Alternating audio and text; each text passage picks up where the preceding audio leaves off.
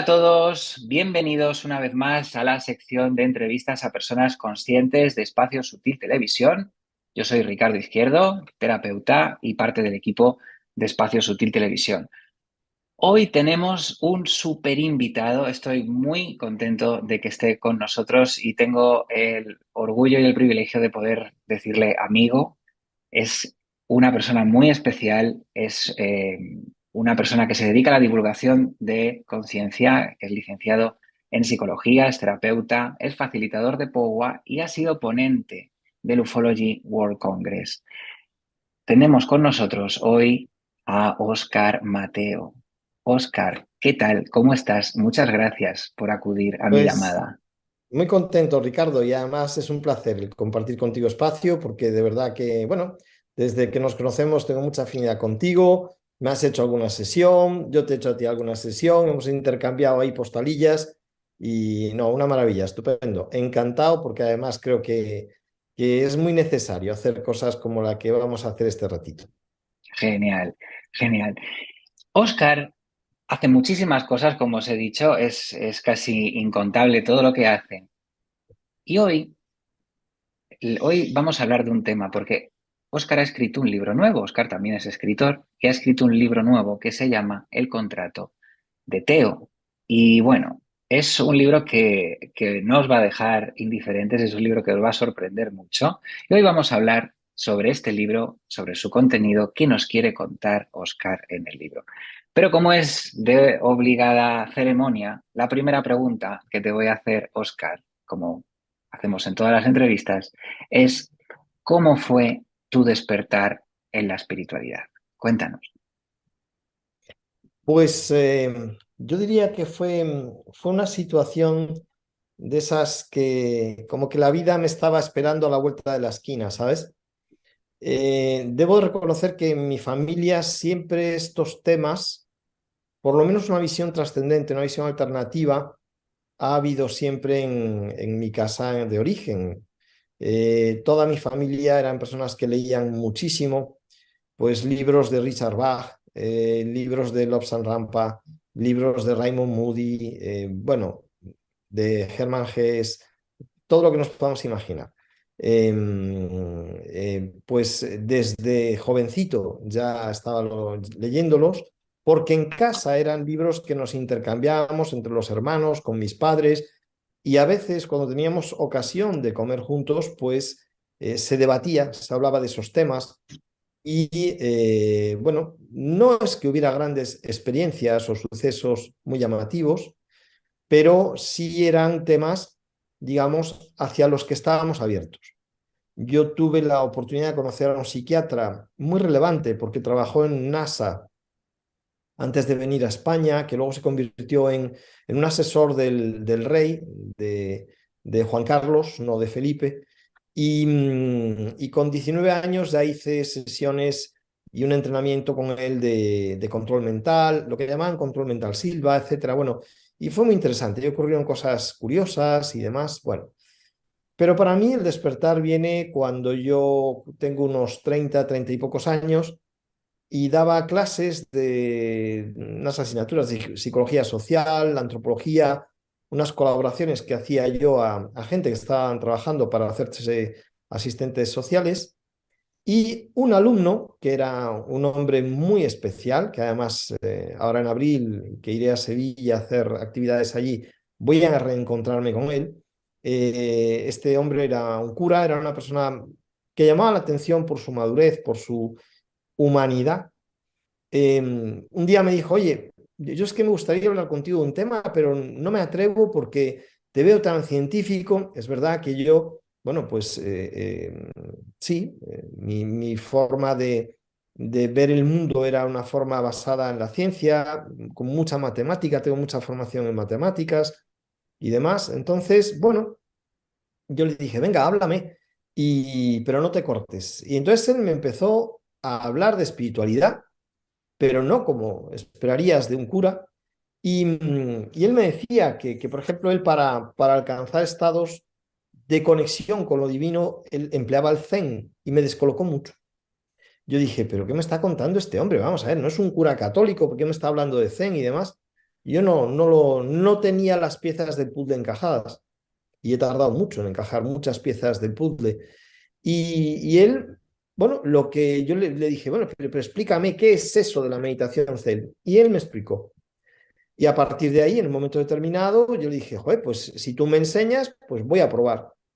Y ahí fue para mí el punto de inflexión. Ahí fue el arranque de toda esta aventura, que ya son pues 30 años de camino con esta historia. Y bueno, pues él me llevó un día, me enseñó a hacer meditación zen y fue casi te diría, Ricardo, como un reconocimiento. Fue hacer algo en lo que yo enseguida me encontré cómodo, no estaba acostumbrado a esa disciplina, no estaba acostumbrado a esas cosas y cuando me fui a hacer un primer sesín, bueno, aquello fue muy loco, muy divertido, me dolía la espalda horrores, las piernas dormías todo el rato, la gente ahí meditando, yo no entendía nada, nadie te da conversación, te dan de comer una manchita en el plato, bueno, durmiendo en una esterilla, fue todo muy, muy cómico para el esquema que yo llevaba en aquel momento de vida y de comprensión de todo aquello, pero aquello arraigó fuerte en mí. Yo me puse a practicar con mucha intensidad, a diario, todos los días, una o dos veces al día, me sentaba a hacer meditación y yo empecé a percibir el trabajo que eso iba haciendo en mí, la conversión que me iba haciendo, mayor foco, mayor concentración, un rendimiento más sereno, menos estrés. Bueno, yo empecé a notar cosas y me fui enganchando y no me he podido ya soltar de ese camino y hasta aquí. Esto de la espiritualidad en la película de Matrix lo explican genial, ¿no? Tomas la pastilla roja o tomas la pastilla azul y una vez tomas la pastilla roja no hay vuelta atrás. Esto es así, cada uno despierta, ¿no? A su manera, cada uno despierta con una experiencia o con un conjunto de experiencias, pero una vez ves lo que hay, ya no puedes volver, ya no hay manera de ir hacia atrás, ¿no? Esto es así. Muy bien, Oscar. Pues vamos con el plato fuerte. Vamos con el plato fuerte, porque yo algo sé del libro, algo sé, algo he estado cotilleando y la verdad es que me ha sorprendido mucho, porque bajo el título aparentemente inocente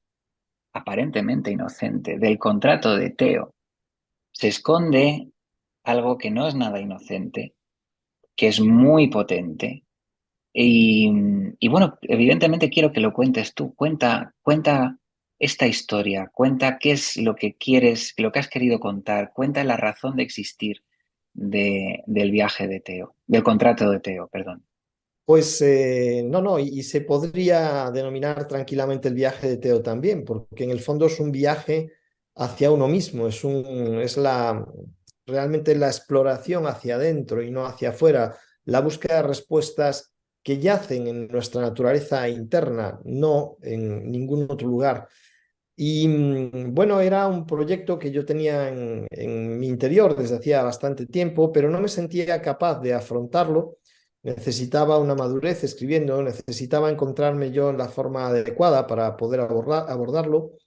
Es parte de una historia más extensa. Realmente en este libro, digamos que he hecho el corte central de una historia que tiene un antes y que tiene un después, pero me he enfocado solamente en ese trozo. Eh, de una manera muy sencilla diríamos que es un occidental que harto de esta sociedad en la que nos encontramos, tan hueca, tan hipócrita, tan completamente programada en todos los días producir y mantenernos en la subsistencia, porque en el fondo cuando tú estás todo el día teniendo que trabajar para generar unos ingresos, para pagar, para volver a trabajar, para generar unos ingresos, para pagar, realmente vives constantemente en la subsistencia, aunque tú creas que no es así. Y él, esta persona, en un momento determinado, rompe con todo esto y decide marcharse en una apuesta muy radical. Hay una parte biográfica mía evidente, porque yo soy una persona intensa, soy una persona pasional, soy una persona que cuando se implica en algo se implica de verdad y con profundidad. Y entonces el personaje que yo he creado ahí, pues lo hace de esa manera. Y él lo que busca es decir, no, yo quiero encontrar respuesta. Y o encuentro respuesta o me muero, da igual, porque lo importante es en ese camino y ese encontrar respuesta. Entonces planteo que esa persona se va a Oriente, podemos ubicarlo en una zona desde luego de montaña, y allí consigue encontrar guías, gurús, maestros que le empiezan a someter a una disciplina a la que él se somete voluntariamente y fruto de esa disciplina empieza a generarse un despertar profundo. En esa novela, porque es un relato de, como digo yo, de ficción espiritual, lo que planteo es que a través de ese despertar que se produce en la persona, resultado de esa intensa práctica, esta persona va alcanzando estados de conciencia expandidos y le permite acceder a una realidad más profunda. Y ahí se produce, digamos, el punto central de la novela y la portada del libro, ¿no? Que es esas manos, que hay una mano encima de otra que están derramando luz. Es la mano del gurú en un acto que es una especie de ritual simbólico en el momento en el que él está asumiendo el contrato con la divinidad. Entonces, él se llama Teo, porque Teo es Dios en griego, evidentemente, y es el contrato de Teo porque es el contrato con la dimensión divina que hay en todos nosotros. En el fondo es descubrir cuál es el propósito de tu existencia y una vez descubierto, asumir el reto de cumplirlo. Y lo digo de esta manera y con esas palabras exactamente y no otras, porque cuando uno conoce su propósito de vida, pues generalmente se queda impactado, porque siempre es un reto. El propósito de vida nunca es algo sencillo, siempre es algo que te exige y te exige sacar lo mejor de ti. Si no fuera algo exigente, pues seguirías acomodado a tu realidad, no saldrías del espacio de confort. Y conocer el propósito es una gran responsabilidad y una vez que se conoce, es muy complicado, solamente hay un camino de salida y es cumplir el propósito. Si no cumples, vas a vivir muy atormentado porque no estás haciendo lo que tu alma desea que hagas y si te pones a cumplirlo, pues has de asumir ese reto y supone cambio a muchos niveles y un compromiso muy grande. Entonces, lo digo divertido porque me gusta acompañar en estos procesos de despertar, tú lo sabes. Tú en el fondo haces lo mismo, también con tu numerología y las sesiones que tú haces. Y entonces la gente cuando se encuentra con eso, se quedan chocados. Generalmente tienen que pararse, que integrarlo, que asimilarlo y luego tienen que decidir ser fieles a ese reto o no. Y bueno, es complicado, porque como decimos, de repente uno descubre que solo hay una puerta que puedes cruzar y que cruzar esa puerta implica muchas cosas, ¿no? Y hay el 90% de la población no llega a conocer su propósito existencial, lo cual a mí me parece un drama mmm, enorme, porque creo que es tirar la existencia a la basura, venir aquí, existir y marcharte y no saber ni a qué has venido, me parece terrible. Y por otro lado, los que lo descubren, pues tienen que ponerse a prueba, de verdad. Y porque ahí es donde detrás hay un gran aprendizaje sobre uno mismo y una oportunidad de mejora enorme como ser humano. Entonces, efectivamente, suena a título infantil, porque los cuentos de Teo están por todas partes y se ha hecho muy famoso ese personaje, pero tiene muy poco de infantil, es un libro de un calado muy grande, es un libro muy oscuro y muy luminoso, eh, pero es realmente de lo que va el juego de la existencia humana. Fíjate, dices, qué triste, ¿no? Que por supuesto comparto contigo esa opinión. Qué triste venir aquí y no saber ni para qué y pasar desapercibido, pasar totalmente dormido. Normalmente esta gente cuando llega su hora de irse es cuando despierta, cuando dice, pero ¿qué ha pasado? ¿Pero qué ha pasado? Y dices, bueno, y luego están los que descubren cuál es su camino y tienen que enfrentarse contra el desafío de afrontar ese camino, porque no es nada fácil, no es Es nada así. fácil. y es una aventura terrorífica, que por supuesto también tiene sus momentos divertidos y sus momentos hermosos, y por supuesto que sí, pero no es... Hay muchas veces que le digo a la gente, oye, esto de la espiritualidad, no te pienses que es divertido, que es fácil. No, no, no, esto es muy intenso y esto es muy fuerte, ¿no? Entonces, bueno, pues, pero al final, como hablábamos, la pastilla roja, la pastilla azul. Así que comparto totalmente esto que dices. Y fíjate, ¿no? Lo que comentaba al principio, bajo el inocente título del contrato de Teo, pero de inocente no tiene nada. Y fíjate, decías, es, como has dicho, como ciencia ficción espiritual, ¿no? O algo así. Visión espiritual, ¿no? Sí. Ficción espiritual. ¿Por qué? Porque yo ya... ¿Por qué ficción espiritual y no otra cosa? Porque lo que estás contando no es ficción. Pero bueno, cuéntanos tú por qué elegiste ese término cuando lo que estás contando no es ficción en realidad. Pues muy sencillo, Ricardo, porque primero es que tú lo estabas narrando, te estabas anticipando de alguna manera cuando decías que esto es para gente con mucho coraje, con mucho valor, em, porque atravesar ese laberinto que has de atravesar en ti mismo, mejorándote, puliéndote, superándote, afrontando tus miedos y pasando por encima de ellos, etcétera, ese reto luego te va a traer una recompensa enorme, porque nadie dice que ese propósito tengas que cumplirlo de 8, de 10, de 5 o de 3. Es simplemente que lo afrontes y empieces a hacer, lo cual es muy interesante porque te saca de la mente. O sea, cuando la persona está en la mente, no hace y por lo tanto no actúa y no avanza en el propósito. Cuando está avanzando en el propósito, está en la acción. Y ahí la mente se tiene que vaciar y los mandos ha de cogerlos el corazón. Y ahí está la intuición, ahí está la inspiración, ahí está la verdad, ahí están muchas cosas. Entonces, claro, dices, ¿por qué eliges ficción espiritual?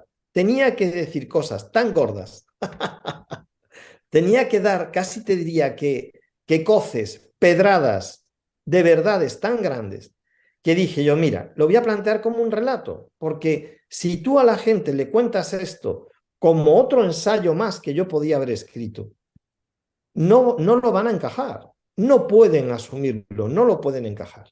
Entonces, bajo el corolario de, tú no te preocupes, esto es un relato de ficción espiritual, pues ya está, pues cabe todo. Que tú dices que esto es, esto se lo ha inventado el tío que lo ha escrito y tal, estupendo. Pero claro, los que están en el, voy a decir en el meneo, pues van a saber perfectamente de lo que estamos hablando. Porque claro, el que está metido en el barco, metido en el océano, en el horizonte donde no ves tierra, donde has pasado noches con un mar bravo de narices, sabes lo que es pasar frío, miedo a ahogarte, que se te rompa una vela o que se te, yo que sé lo que. Cuando alguien te lo va a describir, vas a decir, este tío ha estado en el mar, sabe de qué está hablando. Y el que no ha estado ahí nunca, pues puede decir, bueno, pues, ay, pues qué bien lo cuenta, pues qué entretenido es. Pero bueno, pues cada uno se quedará al nivel que se tenga que quedar. Pero efectivamente hay muchísima verdad. De hecho, al principio del libro pongo una frase y digo, en este relato hay más verdad de la que puedas imaginar. Y así empiezo. Y bueno, pues es un texto, no voy a decir que sea demasiado extenso, pero vamos, son 370 y pico páginas, son casi 400 páginas, y dan para hablar de muchas cosas y de muchas verdades que hay en este mundo. Y la verdad, este mundo es una verdad muy dura, una verdad incómoda, es una verdad que rasca, que cuando abres los ojos te hace parpadear y te hace cuestionarte si realmente querías saber y si no te habrás pasado de frenada en tus ganas de saber. Bueno, te remueve, te mueve, te descoloca. Yo sé que hay capítulos que va a haber gente que le rasquen mucho, pero mucho. Ojalá sean capaces de superarlo, porque el libro está muy compensado y como decía, hay mucha oscuridad, porque este mundo es un mundo muy oscuro, pero también hay muchísima luz. porque como ocurre en todos nosotros, detrás de la propia oscuridad nuestra hay muchísima luz, y detrás de la oscuridad de este mundo nos espera un mundo extraordinario, si somos capaces de atravesar esta oscuridad en la que nos encontramos para reconstruir este mundo desde un paradigma nuevo. Entonces, caray, yo creo que es algo apasionante, pero es verdad que es para gente con mucho coraje, muy valientes y dispuestos a hacer, no a hablar, sino a actuar. Correcto. ¿Qué se puede encontrar? Porque yo quiero que vayas abriendo un poco el melón, ¿no? Que vayas, ¿no? Que nos des ahí, nos pongas la miel en la boca para que luego queramos ir a comprar el libro, que yo, por supuesto, yo ya tengo la miel en la boca y yo ya voy a ir a comprar el libro. Pero quiero que la gente que lo vea, que ve este vídeo, que además muchos pues están despiertos, otros están en un proceso de despertar, todos al final son personas interesadas en el crecimiento personal, en la espiritualidad. ¿Qué se van a encontrar los despiertos y qué se van a encontrar los que están en proceso de despertar? ¿Qué van a encontrar en tu libro? Mira, lo primero que van a encontrar es que a lo largo del libro hablo de muchísimas técnicas que yo he practicado. Entonces, evidentemente, no me pongo a describir la técnica con precisión, pero sí hago referencia pues, a cosas de Kriya Yoga, a cosas de Tantra, a cosas de Dhyana Yoga, a cosas de meditación, a la salida del cuerpo sutil, dejando el cuerpo físico en reposo. Bueno, pues muchas de esas cosas, ¿no? Eh, y ahí, el que sepa leer entre líneas, había quien me dijo, oye, me iba poniendo post-it hasta la página 40 y luego dije que le den, porque casi en cada página me hacía una anotación y dije, no, me lo voy a leer y luego ya veré. Digo, claro, es que he ido metiendo muchas cuñas que son de técnicas que yo he puesto a prueba. No hablo de nada de alguna manera que yo no haya pasado por ello. De hecho, pues hablo de estados estáticos, de estados de arrobamiento muy profundos, de estados de meditación muy intensos, de gran comunión, y eso no lo puedes describir si tú no lo has experimentado. Resulta imposible hablar de un paisaje y describirlo en detalle si tú no lo conoces, si no has estado allí. Yo, gracias a Dios, he visitado esos parajes y los puedo contar. Hablo de la relación con el gurú, con el maestro, que es siempre una relación muy paradójica, muy compleja. No son individuos, no son personalidades fáciles, no te, no te quieren complacer en ningún momento, siempre te tratan con un nivel de exigencia muy grande, no te dejan pasar una. Yo he estado con personas así y me he sometido a su disciplina y es lo mejor que he podido hacer. Y a veces cuando yo en los retiros llevo grupos y los llevo a esos estados un poco de descomponer el ego para recomponer, enfrentarte a la oscuridad y demás, a veces hay gente que dice, joder, qué intenso eres muy exigente, eres muy duro. Es que no te puede temblar el pulso cuando estás tratando este tipo de cosas y eso lo describo, lo pongo ahí, lo cuento de alguna manera. Hablo de cómo la persona a través de esos mundos sutiles del entrenamiento en esa dimensión interior puede entrar en contacto con otras inteligencias que nos rodean. Pongo algún ejemplo, ¿no? De una común unión con un árbol centenario y toda la información que ese árbol contiene en un momento determinado y está dispuesto a entregar a este individuo porque se abre a la conexión con esa criatura que tiene una conciencia mayor de lo que podemos imaginar. Al fin y al cabo tratamos a los árboles como entidades insensibles, como entidades que están prácticamente de adorno, que hacen una función de intercambio con la atmósfera y poco más. Y de eso nada en absoluto. De hecho, hablo de la evolución de la conciencia, hablo de las octavas de la conciencia y explico cómo la conciencia está presente absolutamente en todo, no solamente en el reino orgánico, también en el reino inorgánico. Y bueno, hablo de temas, digamos, chocantes, ¿no? Como pueda ser la realidad de lo que llamaríamos, he escuchado algunas veces esos términos, no me gustan mucho, pero lo que es realmente la evolución del ser humano y qué sucede cuando se va activando el ADN. cómo hay humanos inmortales, eh, que no es una leyenda, que no son mitos, eso es real, eso existe. Me atrevo a decirte, Ricardo, y tengo razones para saber que lo que estoy diciendo no es una tontería, cada 4 meses aproximadamente hay un humano que logra la trascendencia con el vehículo físico, es decir, se eleva y trasciende, supera la muerte sin morir, es decir, despierta con el vehículo físico, es decir, no solamente es el despertar de un Buda, es algo que va más allá. Y bueno, planteo todas estas realidades. Explico que hay una serie de humanos que están custodiando el verdadero tesoro de la humanidad, que es el conocimiento de todas estas técnicas, de todos estos principios, de todos estos, de estas formas de activar las glándulas que hay en tu cuerpo y activar todo eso que está dormido en ti, porque eso es lo que te va a dar el salto evolutivo realmente. Es un salto de conciencia, pero con el salto de conciencia hay una mutación en el cuerpo, hay una mutación en tu ADN, en tus células, en todo, donde tú vas a empezar a gestionar más energía e información que de otra manera no puedes. Tu cuerpo tal y como está, tu cuerpo intoxicado sistemáticamente con lo que respiras, con lo que bebes, con lo que comes, con el ambiente en el que estamos, con unas cargas electromagnéticas loquísimas, pues todo está montado para que ese despertar no se active. Y hablo de todo esto y lo pongo en contraste con esta sociedad occidental inmersa completamente en este estado, digamos, de hipnosis y de aletargamiento, digamos, al otro extremo de este polo que planteo aquí. Eh, no es ficción, pero lo cuento como tal, porque si no mucha gente no lo puede encajar.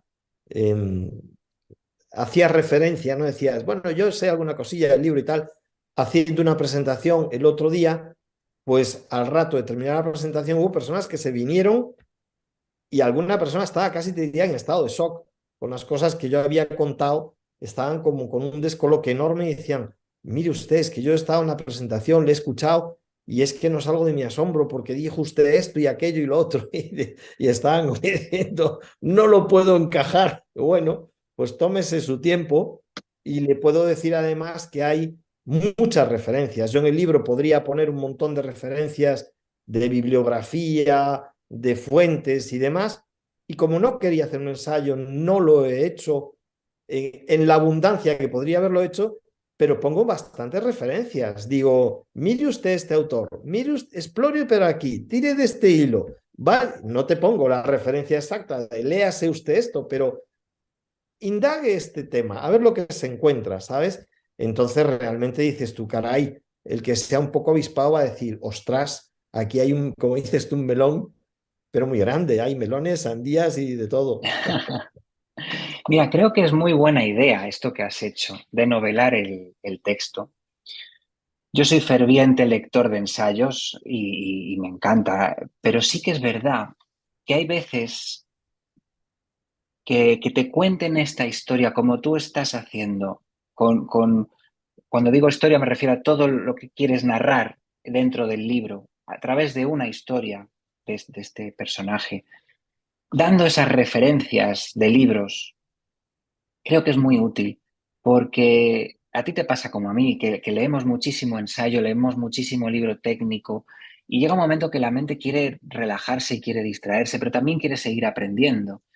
Entonces, tanto para los adictos a aprender y a estudiar como nosotros, como a los iniciados que no saben muy bien, que necesitan, y que a lo mejor un libro de ensayo es muy denso, el hacer esta historia novelada creo que es perfecto, creo que es perfecto. Y yo estoy deseando de leerme el libro porque además es que, eh, aunque todo esto me es familiar, quiero seguir aprendiendo y quiero seguir viendo nuevos puntos de vista y cada lectura de un libro es diferente y cada vez que contactas con el mismo tema sigues aprendiendo, aunque sea más o menos lo que ya sabes, pero sigues profundizando un poco más. Y el hecho de que haya sido novelado me engancha más. Por lo que te digo, porque estoy cansado de leer tanto ensayo y tanto libro didáctico que mi mente me pide también, Ricardo, dame un descanso, ponme una novelita, novelita de lo que te gusta. Entonces, esta idea que has tenido creo que es muy, muy buena. Creo que es muy A buena. ver, yo creo que ayuda, hace la digestión más fácil, ¿vale?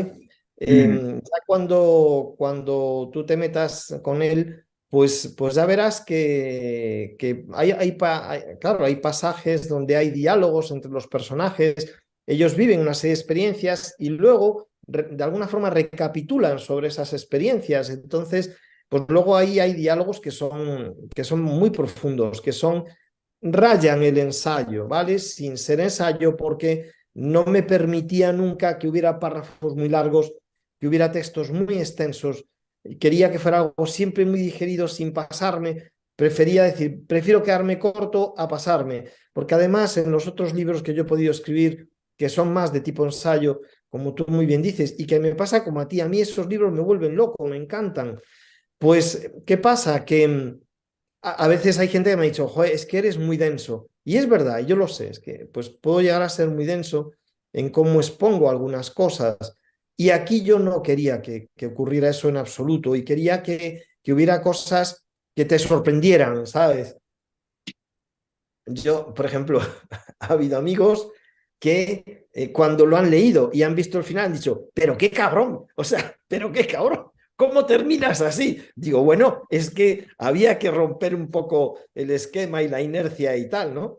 Y entonces, pues ese juego un poco con el lector, esa complicidad, a mí me gusta. Tú ya me conoces además, me gusta mucho bromear, me gusta un poquito de picardía, salpimentar la vida, ¿no? Y he querido, hay mucho de mí en ese libro y eso también se refleja. ujú, Sí, sí. Yo creo que era la manera de abordar esto y para mí era un reto muy grande porque nunca había escrito relato y nunca había escrito diálogo. Y es ponerte en la cabeza de uno, cambiarte de chaqueta y este cuenta su perspectiva y pregunta y el otro responde desde su perspectiva. Y era un ejercicio bueno, me ha resultado muy interesante. Voy a repetir seguro. De hecho, ya estaba haciendo mis pinitos en uno de los proyectos que quiero abordar, que es un libro que es una especie de relato también más ligero sobre el tema de la muerte con los niños, para abordarlo con los niños, ujú, ujú. que más que para los niños es para los padres, pero en términos un poco de relato, de así suavecito y tal, ¿no? Y ya como que me estaba entrenando con eso. Y aquí dije, no, venga, déjate de historias porque estaba procrastinando el reto. Estaba diciendo, bueno, bueno. Y fue como una cosa, o sea, fue casi una colleja interna de decir, déjate de historias, ponte con esto es lo que tienes que hacer, Y hazlo para y adelante. luego todo lo demás. Mira, es que creo que, porque además esto lo estamos viviendo aquí en Espacio Sutil, lo estoy viviendo yo en mi consulta, en mi manera de comunicar. Vale, somos personas súper intensas, nos encanta la profundidad, nos encanta la densidad, nos encanta meter el brazo hasta aquí y luego la cabeza hasta aquí y no pasa nada. Pero en este camino de acompañar a otros a despertar, tenemos que hacer que la comunicación sea lo más accesible posible, ¿no? Contar verdades como puños, nada de tonterías y floripondios, no, no, verdades como puños, pero de una manera que sea digerible, que sea accesible, que sea apetecible. Entonces, estoy seguro que este libro te iba a decir la frase así, que no sé decirlo de otra manera, lo va a petar, va a ir muy bien, precisamente por eso, porque estás contando verdades como puños, estás contando cosas muy profundas, pero de una manera muy fácil de consumir para tanto para el erudito o el profano, tanto para Sí, estoy unos de como acuerdo. para otros.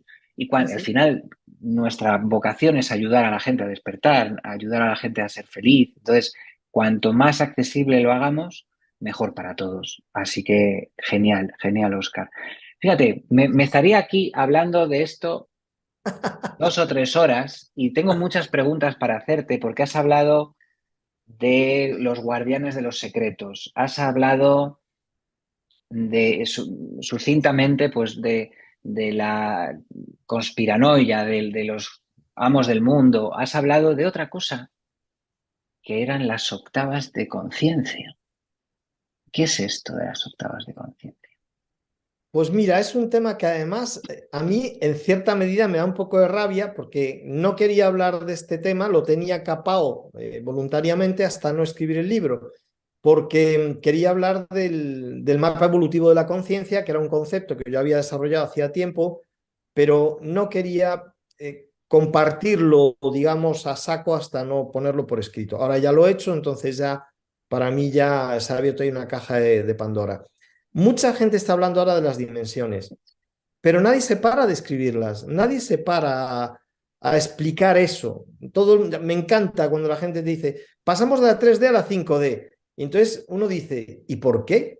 O sea, el universo, que yo sepa, nunca se salta nada en ningún proceso. O sea, no es el agua que pasa de un estado al otro y lo hace de golpe, sino que tiene un proceso y entonces se ocurre que la molécula hace un cambio y demás. Entonces digo, bueno, pero yo creo que no, que había que mojarse, había que explicarlo y me metí a saco en ello. Entonces, pues explico cómo toda la creación son octavas y realmente como a mí lo que me interesa es la evolución humana, el resto está muy bien, pero es que todo gira en torno a nuestro ombligo, pues yo decía, bien, vamos a ubicar al hombre donde está realmente, ¿no? Entonces, y realmente, ¿qué es lo que evoluciona? Lo que evoluciona es la conciencia. Si la conciencia se despliega, todo funciona. Si la conciencia no se despliega, no sirve de nada todo lo demás. Tú puedes tener una persona muy inteligente, pero si no está conectada con sus emociones,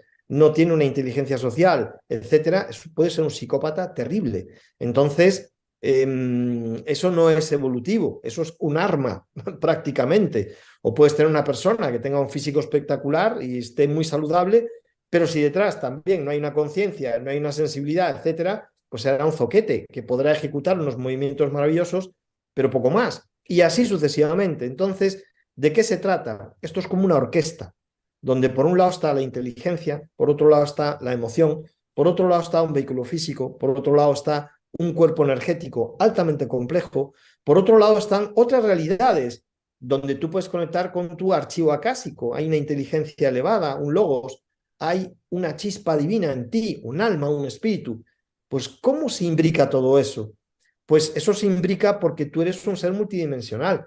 Entonces, cuando decimos, es que somos seres multidimensionales, me encanta, pero no lo definen. Entonces queda muy bonito. No, mójate, explícalo, define qué es eso. Claro, cuando tú empiezas a indagar y dices, vamos a ver, mi cuerpo es un cuerpo para 3 dimensiones, que tampoco son 3 dimensiones, porque realmente estamos en una fisicalidad con 4 dimensiones, 3 físicas de espacio y una de tiempo. Entonces estamos realmente ya en una 4D. Esto tampoco te lo explican, siempre es la confusión. Siempre se dicen las cosas a medias en este mundo y a mí eso me da mucha rabia. Entonces dije yo, no, vamos a poner orden. Entonces hay una octava cero de la conciencia que es, hay toda una octava anterior a la materia, ¿vale? Que es un caldo energético. Ese caldo energético salta a la primera octava de la densidad, que es la octava donde están las partículas. Entonces, la primera octava de la conciencia son las propias partículas. Por eso, cuando los físicos te dicen que llegado a un determinado punto cuántico o un determinado punto subatómico, el fotón responde al observador. ¿Cómo no lo va a hacer si es la conciencia observando a otra conciencia? Entonces esas conciencias entran en interacción. Entonces, claro, el propio observador altera lo observado.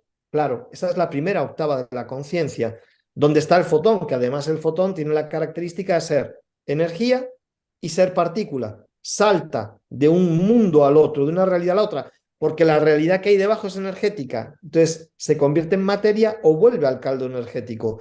Por eso el 0.1 de la conciencia está en el fotón. Y eso está directamente tocando la conciencia divina, porque la conciencia divina está ahí detrás, siempre. Luego esas moléculas se van haciendo más complejas, vamos ya al mundo atómico, vamos ya al mundo de la molécula, de estructuras más complejas. Eso es la arquitectura que permite que la densidad se cree. Nos vamos a la octava 1. La octava 1 es el reino mineral, es el reino de las rocas, de los compuestos, ¿vale? De todo lo inorgánico, pero que se estructura para que lo orgánico pueda montarse encima. Entonces, cada octava va sosteniendo a la siguiente. La siguiente octava es donde, bueno, ahí también aparece la vida, es decir, la célula aparece en esa octava número 1. En la octava 2 es la octava de los animales. Entonces, desde un 2.0, donde puede haber animales muy sencillos, pluricelulares, pero de funcionalidad muy básica, hasta un 2.7, que puede ser un lobo alfa, o que puede ser un gran simio, o que puede ser un paquidermo, o lo que sea. En la octava 3 estaría la humanidad, donde pasamos de una conciencia de rebaño compartida en la segunda octava a una conciencia que se individualiza, lo cual es un paso evolutivo muy grande, pero un riesgo enorme, porque yo me individualizo de la conciencia comunitaria, pero pierdo la conexión, lo cual es el punto en el que nos encontramos, una sociedad 3.0 o niveles muy básicos de conciencia 3.0, en donde al ser todos individuos, todos estamos compitiendo. Entonces es una sociedad verdaderamente agresiva, verdaderamente dura, verdaderamente complicada. Eso va subiendo en la escala hasta un nivel 4. En un nivel 4 estamos hablando de sociedades donde se vuelve la conciencia de rebaño, pero ya no hay competitividad. Hay una colaboración enorme. Son sociedades cuya evolución es explosiva, porque van todos a una, no como aquí, que vamos a dividirnos, a separarnos en regiones, en fronteras, en idiomas, en razas, en política, en todo lo posible, en géneros, todo lo que se nos ocurre. Ahí lo que van es a unirse y van a funcionar sinérgicamente. Como la conciencia va unida a la energía y la información, a medida que tú vas subiendo en octavas, requieres una biología que soporte cada vez más energía e información. Con lo cual, una biología de carbono ya no es válida. Vas pasando al silicio. Se van desplegando cadenas de aminoácidos, de proteínas y de ADN. Entonces, el cuerpo se va haciendo más sofisticado, más complicado, incluso hasta convertirse en cuerpos plasmáticos, cuerpos energéticos. Jesús, cuando, digamos, supera la muerte, lo que hace es convertir su vehículo físico en energía. Por eso la sábana santa se queda grabada con esa energía. Entonces, claro, Jesús antes de la crucifixión es un cuerpo 3D, pero después de la crucifixión y cuando vuelve a mostrarse, ya es un cuerpo 5D, es un cuerpo energético. Y así sucesivamente. Hay unas 6D de conciencia donde, por ejemplo, estaría el alma, está en un nivel 6D de conciencia, tendría que explicarlo con mucho detalle, y en el 7 de conciencia, pues realmente son co-creadores con la divinidad que prácticamente se están entrenando para ser dioses de nuevos universos y de nuevas creaciones. Entonces, todo eso está ahí. A mí el mapa evolutivo de la conciencia me ayudó mucho a poner todas las piezas del puzzle. Yo tenía una mesa con 10.000, con 15.000, con 20.000 piezas y no las tenía encajadas. Había muchas cosas que estaban sueltas y al ver que el hilo conductor es la conciencia, entonces todo me empezó a encajar. Y todo esto, además, lo cuentas en el libro, ¿no? Es que es una caja de sorpresas. Tenía que ser la caja de Teo, esta casi. Porque hay tantos temas, porque es que se me ocurren más cosas que preguntarte, tampoco quiero robarte mucho tiempo, pero es que lo que quiero transmitir para la gente que está viendo esto es que cuando yo supe de este libro, a través de ese título tan aparentemente inocente, y luego me enteré de lo que había dentro, dije, esto es increíble, esto es inabarcable, aquí hay muchísima información. Me encantaría preguntarte más cosas, pero quiero también que la gente pues compre el libro y se lo lea. Aquí en este texto no vais a encontrar palabrería, no vais a encontrar relatos insípidos, aquí vais a encontrar una verdad muy grande, inabarcable. Por eso decía Óscar al principio, espero que lo puedan procesar, porque esto es muy denso, pero bueno, denso en cuanto al contenido, a que es mucho por absorber. Y mira, te voy a preguntar una cosa más, no lo puedo evitar, no lo puedo evitar, Óscar, no lo puedo evitar. Contesta rápido, no hace falta que te explayes para que no se haga muy largo. Claro que Eso sí. de los guardianes de los secretos del ser humano, ¿cómo es eso? Cuéntanos. Bueno, pues los guardianes no son nada más que verdaderos maestros que no vas a ver en ninguna red social, no vas a ver con un móvil, no vas a localizar en ningún sitio. Ellos son extraordinariamente discretos y solo aquel que que se ha superado a sí mismo, que se lo ha merecido, tiene el derecho y empieza a formar parte de ellos, ¿vale? El personaje del libro no tiene acceso a el ashram que tiene el gurú hasta que el gurú considera que ha superado aquellas pruebas que le hacen digno de entrar en su espacio, ¿no? Entonces, estos guardianes están custodiando, digamos, la verdadera historia de la humanidad, que la desconocemos, están custodiando toda esta tecnología, porque tenemos que tener en cuenta que cuando Patanjali escribe los Yoga Sutras, que lo hace 4.000 años, lo que ese señor escribe allí sigue estando ahora vigente. Lo que pasa es que está completamente olvidado. Y hay cosas muy curiosas. Patanjali escribe 4 libros de los Yoga Sutras. Dedica un libro al Hatha Yoga, que es lo que hace todo el mundo, el yoga postural. Pero se habla muy poco de que dedica 3 libros solo a la respiración. 3 libros. Ahí está todo. Ahí está todo. Porque tú entras en estados de conciencia modificadas a través de la respiración, el pulso y el sentir y gestionar la energía. Eso automáticamente te coloca en ese otro mundo, en esa otra realidad.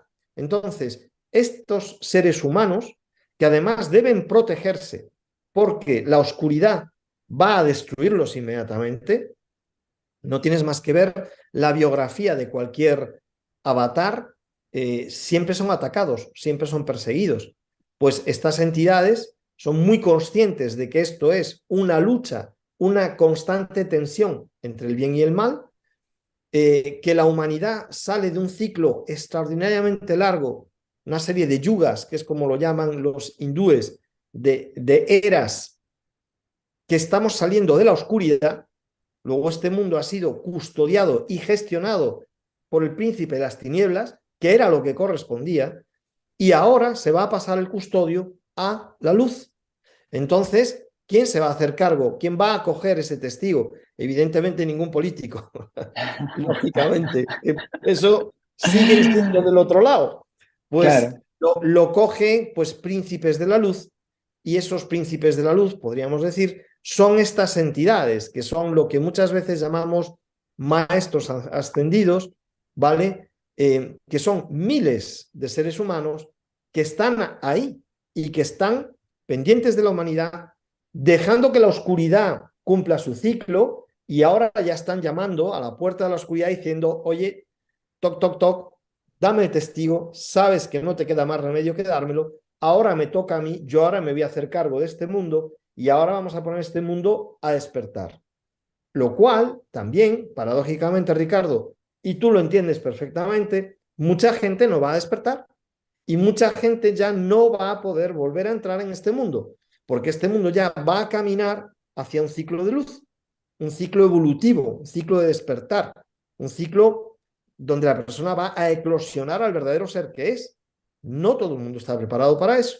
Entonces va a haber muchas almas, y eso es la división que hablaba Jesús y que están en las escrituras sagradas del cristianismo, de la separación del trigo de la paja.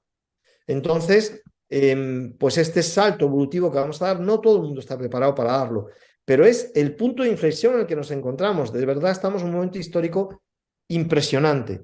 Y estas entidades no son leyendas, son reales, son reales. Y si alguna persona un día tiene la bendición de encontrarse con alguno de ellos, que es probable que te encuentres con alguno y ni te enteres de que has estado con él hasta después, que yo tengo varias personas que les ha ocurrido, se han encontrado con estas entidades y luego se han tirado los pelos diciendo, Dios mío, ¿cómo no me di cuenta? Pero se han dado cuenta después porque juegan contigo, juegan con tu conciencia velada, pues es una bendición enorme. Y te das cuenta de decir, Dios mío, lo que hay ahí, ¿vale? Igual que sé de gente que ha sido sanada por estas entidades, que se los han llevado, que han convivido con ellos, y luego los han reinsertado a la sociedad. No te creas que los han dejado quedarse allí. Han dicho, mira, has hecho tu trabajo, te has sanado, has seguido nuestros preceptos, has despertado, ahora no vas a estar aquí de vacaciones. ¡Hala! Al ruedo, a jugar otra vez, pero a otro nivel, claro. Claro, Entonces, bueno, no lo sé, yo creo que es también un mensaje de esperanza, ¿sabes? Porque parece que solo hay oscuridad a nuestro alrededor y lo que es muy importante que la gente tiene que saber es que tanta oscuridad nos rodea como luz hay detrás. eso es, Entonces, está ahí, aunque no la puedas ver, está ahí. eso Y es. está actuando, está actuando. Creo que es muy importante, ¿no? Esto que dices, que siempre parece que solo está la oscuridad actuando. Es imposible que solo esté la oscuridad actuando porque vivimos en una dualidad, con lo cual, como tú decías, siempre tiene que haber una tensión. Nosotros, desde nuestra perspectiva 3D, la vivimos como una lucha, pero es un acuerdo entre hermanos que con amor cada uno hace su parte, aunque parezca surrealista, pero es con amor. Es con amor que cada uno hace su trabajo. Y cuando llega el momento, entregan las llaves. Ahora te toca a ti. Y dentro de 25.000 años, pues vendré. Disfrútalo. Haz lo mejor que sepas. De Y ya verdad que está.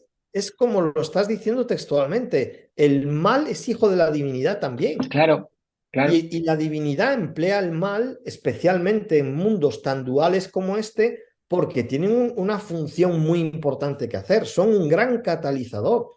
Es decir, Claro. lamentablemente, Jolín, tú lo sabes con la cantidad de gente que atiendes en tu terapia y tus consultas. Es el dolor, es el sufrimiento muchas veces, no sé, un colapso vital lo que hace que la persona despierte. ¿Sabes? Y muchas veces, ¿por qué llegan a tu consulta? ¿Por qué te piden información? ¿Por qué te piden ayuda? Porque han colapsado. Si no, no Exacto, irían a verte. exacto, Es exacto, así, es así. exacto. Oscar, ¿dónde pueden comprar tu libro? Vale. He vuelto a escribir con la editorial Colima, con K, editorial Colima. Es con un sello distinto que ellos tienen, que es el Club de la Niebla. Ahí, si escriben al editorial Colima y buscan el contrato de Teo, se encuentran el libro, en un par de días lo tienen en casa, sobre todo los que estén aquí en nuestro territorio, en España. La otra opción es irse a Amazon.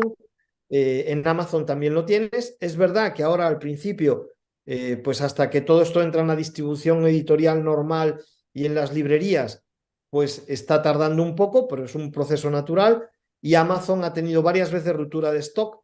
La gente se ha encontrado a hacer el pedido y le demoraban mucho en llegar el libro o le decían que no había stock, que en unos días y demás. Entonces, bueno, pues es parte del proceso, pero en Ujú, editorial, o sea, lo van a ujú. poder encontrar en cualquier librería para empezar, van a poder hacer referencia al libro y el librero les puede llevar a su casa. Y además yo soy defensor de los libreros, me parece muy bien que esté Amazon, pero yo también quiero que exista el gremio de los libreros y está el libro en Kindle, el que no pueda resistirse y quiera el libro electrónico, clica, se lo descarga y en un instante lo tiene, y el que quiera el papel, el tocarlo y el olor a papel pues, pues También lo también, tiene. también lo tiene. ¿Qué te iba a decir? La gente, ¿dónde te puede encontrar? Porque haces talleres, haces ponencias, vas a estar súper en movimiento ahora en estos meses. ¿Dónde pueden encontrar estas actividades para informarse, para contactar contigo? Pues mira, es verdad que soy poco de redes, pero me localizan fácil en Facebook, me localizan en Instagram, me localizan en YouTube, ¿vale? Entonces, en esos tres canales, digamos, me pueden localizar. Tengo página web, tengo que actualizarla. En estos momentos no es la mejor forma de entrar en contacto conmigo, aunque es verdad que gente que entra ahí coge el correo y me escribe y yo respondo. Em, em, Me localizan por ahí con mucha facilidad y ahí suelo publicar las nuevas actividades que voy a hacer. Ahora, por ejemplo, en 21, 22 y 23 de abril voy a estar en Sevilla. El siguiente fin de semana del 29, 30, 1 y 2 voy a estar en Mallorca. Luego voy a ir a Coruña, tengo que ir a Alicante, tengo que ir a Andorra. En Madrid tengo compromiso de hacer cosas también. Entonces, bueno, me voy a estar moviendo bastante, facilitando pues distintos talleres, distintos tipos de experiencias. Mi correo electrónico, no tengo inconveniente en compartirlo, es oscar.mateo@oscarmateo.com y ahí me pueden localizar sin problema. Y luego la gente, pues cuando ya tiene un contacto más directo conmigo, generalmente yo tengo grandes grupos en WhatsApp y en Telegram, ahí pues hay como más de 500 personas que formamos una comunidad que a mí me gusta mucho porque es una comunidad de personas, pues como lo que estáis haciendo vosotros, de reunir gente despierta, gente inquieta, gente que está en el mismo proceso y eso es muy enriquecedor y da mucha sensación de familia.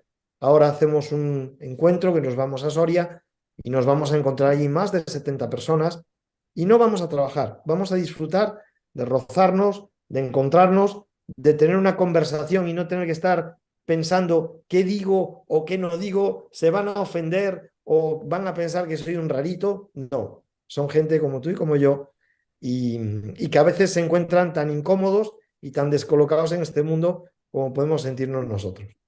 Muy bien, Oscar. Genial.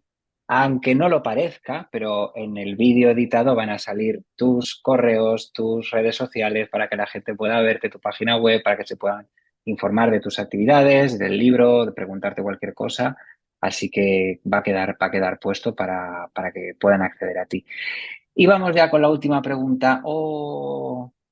Que es también de obligado cumplimiento, y es la siguiente. Bueno, vivimos en un momento clave en todo esto, en todo lo que está ocurriendo a nivel mundial. ¿Tú cómo ves el futuro? Estos próximos años, ¿no? Estos, yo qué sé, estos 20 próximos años, ¿qué crees que va a ocurrir? ¿Qué crees que no va a ocurrir? ¿Cómo lo ves? Pues yo soy muy, pero súper optimista, Ricardo, pero súper optimista y me siento muy feliz de tener el privilegio de estar viviendo estos momentos aquí ahora, porque creo que lo que viene es ese despertar extraordinario que tantos deseamos y que tantas veces hemos dicho, no voy a tener paciencia para aguantar esto. Y ya llega. Es verdad que va a haber un punto de derrumbe, de desmoronamiento que ya se está produciendo, ¿vale? Vemos que se va a desmoronar el sistema económico, el modelo económico, y yo diría a la gente, estaros tranquilos, no pasa nada. Es que va a quebrar este banco, va a quebrar y van a hacer un corralito. ¿Y qué va a ser de mis? Tranquilo, que no pasa nada, está todo controlado, es un desmoronamiento controlado. La luz está operando, sujetando todo esto para que el tránsito sea lo menos traumático posible. Esa es la parte que los que estamos, digamos, inquietos, despiertos, pues se nos hace muy largo el proceso, pero si no sería muy doloroso. Entonces, esto está evitando sufrimiento. El que vaya a este ritmo lento es que evita sufrimiento. Entonces, vamos a ver desmoronarse toda esta sociedad, que es una sociedad esclavista, que es una sociedad distópica, donde los mandatarios solo quieren incrementar el control sobre nosotros. Todas las decisiones que toman es encerrarte, limitarte, que no tengas autonomía, que no viajes, que no salgas de casa, que no comas lo que quieras, que control. Todo eso se les desmorona, no lo van a conseguir y lo que estamos viendo son los últimos coletazos de esa distopía que ya es historia, que ya es pasado.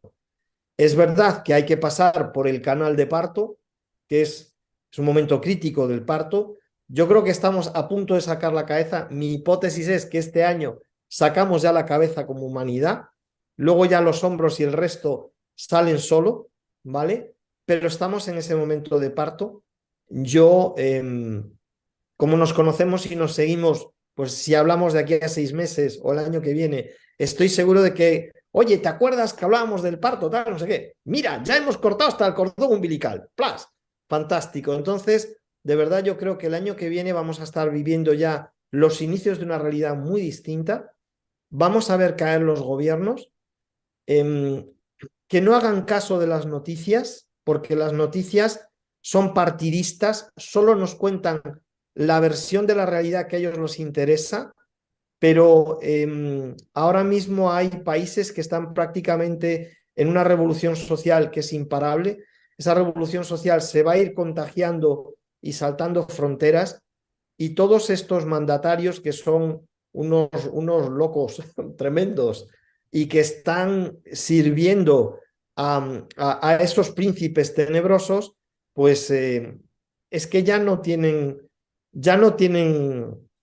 el testigo. El testigo ya está en manos de la luz, la luz ya ha empezado a operar. Entonces, yo creo que aunque dé mucho susto lo que vamos a vivir en los próximos meses, también es necesario para que los que no hayan despertado todavía lo puedan hacer. Entonces, mi perspectiva de todo esto, Ricardo, es buenísima, es muy chula. O sea, yo, si numerológicamente pudieras hacer algo de la Tierra y de la humanidad en conjunto, pues no sé qué números te saldrían, pero digo, tienen que salir números cojonudos. O sea, no sé cuáles son, ¿sabes? No sé. Sí, bueno, este año es un año 7 y cuando has dicho tú lo Ah, de sacar la mira, cabeza, claro, cuando he dicho lo de sacar la cabeza, digo, claro, digo, es que es de movimiento, es el año en el que yo ya abandono el viejo hogar, que es el 6, esa duda en el que yo, ¿qué hago? ¿Me quedo en lo antiguo o voy hacia lo nuevo? Es que lo nuevo da mucho miedo ya, pero es que lo antiguo no me sirve. Entonces el 7 ya es ese movimiento que dice, mira, vamos para adelante y a vivir y vamos a ver qué hace, qué hacemos, qué sale de aquí, pero yo ya salgo. Entonces es justo esto, es pues me justo esto. encanta, porque lo veo así, de verdad, te lo digo en serio, lo veo así. Y si viera aspectos de decir, cuidado, oye, cuidado, no. Pero es que no, incluso es que, te lo digo francamente, y la gente va a decir, este tío está muy loco. Incluso aunque hubiera un cerrojazo de los bancos y estemos 15 días incómodos, al 16 tienen que poner solución, tienen que reactivar todo. Y la reactivación va a ser positiva.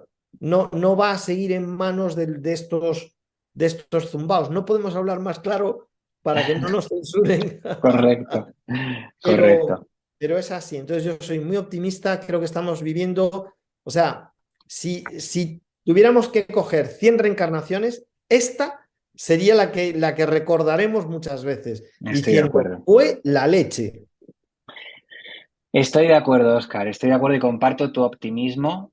Creo que tú manejas más información que yo en este sentido, pero comparto totalmente tu punto de vista. Y esto que has dicho me ha encantado. Esto último que has dicho me ha encantado. De todas las reencarnaciones, esta va a ser la que recordemos. Y fíjate que hay veces que en estas típicas conversaciones que no estás muy cansado porque los cambios son muy intensos, que estábamos hablando antes incluso de la entrevista y le dices a un amigo, digo, yo no vuelvo a encarnar. Y ahora estaba hablando contigo, no vuelvo a encarnar aquí, ¿sabes? Y ahora estaba hablando contigo y digo, me voy a perder yo el despertar de la luz después de todo lo que he trabajado aquí. Digo, ¿Qué vamos, ni va? de coña, ni de Si coña, ni viene de la coña. parte chula Claro, ahora, ¿cómo claro, te vas claro, a ir claro, de claro. que no, ¿Cómo, que no, que claro, no? cómo? No, no, no. Yo, es más, yo Total. en cuanto se acabe esta, quiero entrar rápido, porque Nos ya ponemos esto a va a la ser fila otra otra vez. Sí, realidad, sí, sí, sí, sí, sí, sin el sí, sí, velo sí. del olvido Total, y total, total, total, total. chulísimo. Vamos, Total, vamos, a total, total, disfrutar, a ver nuevas total, tecnologías y con un cuerpo renovado. Bueno, bueno, bueno, bueno. Lo que viene es total, mucho, Ricardo. total. Pues Oscar, nos vamos a ir despidiendo. Ha sido un placer. No va a ser la última vez que hagamos esto, por supuesto. Y cuando vengan cosas nuevas que todavía no podemos decir, contamos contigo para que nos enseñes cosas, lo que tú desees, para que hagas talleres, para que compartas tu información. Así que, insisto, muchas gracias, Oscar, por tu tiempo, muchas gracias por acudir a mi llamada y nos vemos pronto. Gracias a ti, Ricardo. Ha sido un placer enorme. Me encuentro muy cómodo contigo. Gracias, gracias. Es un placer, es un placer. Y a todos los que estáis ahí detrás de la pantalla, muchas gracias también por atender a este capítulo nuevo de entrevistas a personas conscientes de Espacio Sutil y nos vemos en el siguiente vídeo. Cuidaros mucho. Un abrazo. Chao.